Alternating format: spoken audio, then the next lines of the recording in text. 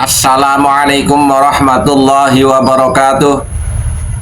Saudara-saudaraku sebangsa dan setanah air yang kami banggakan, Kiai kok ketipu Khabib? Ya karena Kiai orang baik, sehingga nggak mungkin orang baik melakukan penipuan seperti para Khabib. Para Khabib berani melakukan tindakan-tindakan yang sangat arogan. Titik masalahnya karena mereka mengaku sebagai keturunan baginda Nabi Muhammad Sallallahu Alaihi Wasallam yang ternyata palsu, sehingga muncullah rasisme. Mereka menganggap dirinya lebih mulia dari klan pribumi.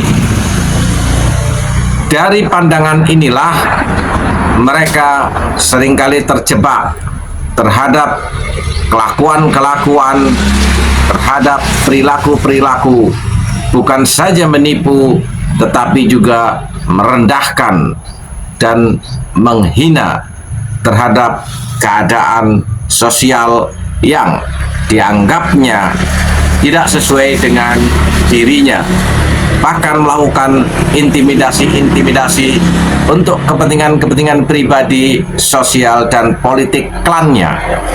Keberadaan ini tidak lepas pula karena adanya Rabithah Alawiyah yang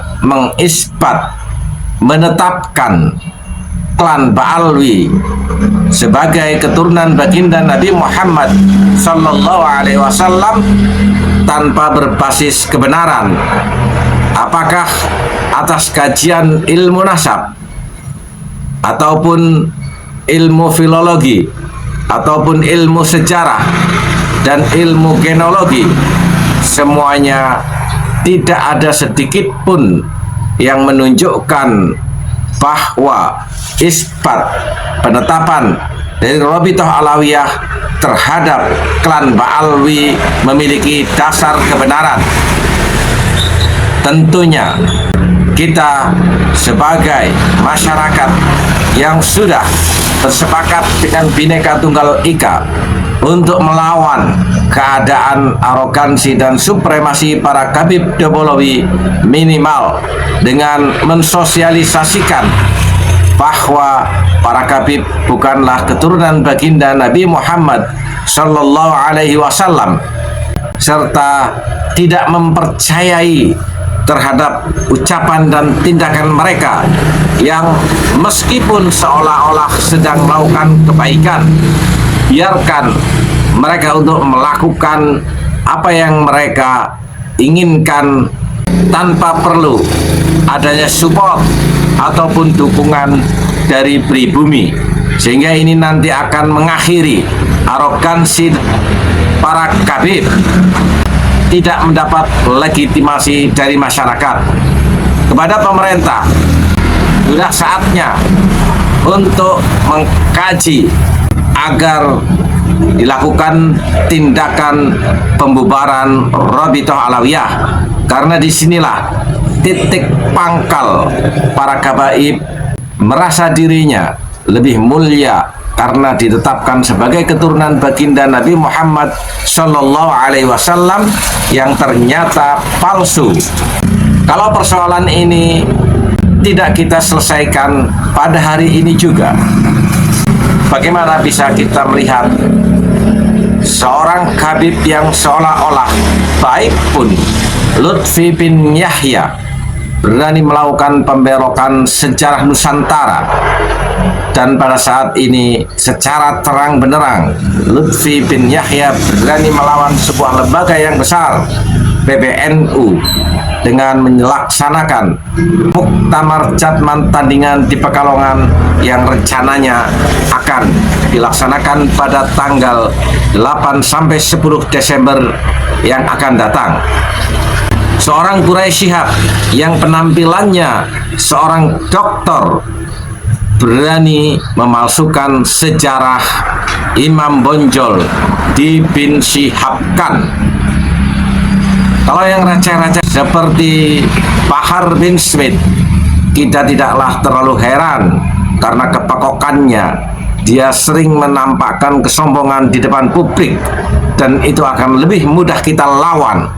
Tetapi penampilan-penampilan klan Ba'alwi yang seolah-olah baik ternyata mengajarkan inferioritas kepada pribumi, sehingga pribumi munduk-munduk, pribumi menganggap dirinya lebih lemah dari klan Ba'alwi yang secara kesejarahan sesungguhnya mereka didatangkan ke Nusantara oleh penjajah Belanda kafir, dijadikan jongosnya di dalam menjalankan peran politik divided et impera.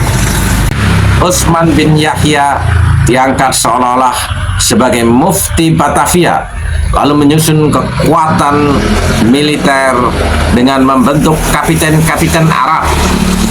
Pasca kemerdekaan, peristiwa G30S PKI tidak lepas pula dari campur tangan gembong-gembong, dan tokoh-tokoh PKI adalah dari klan Ba'alwi.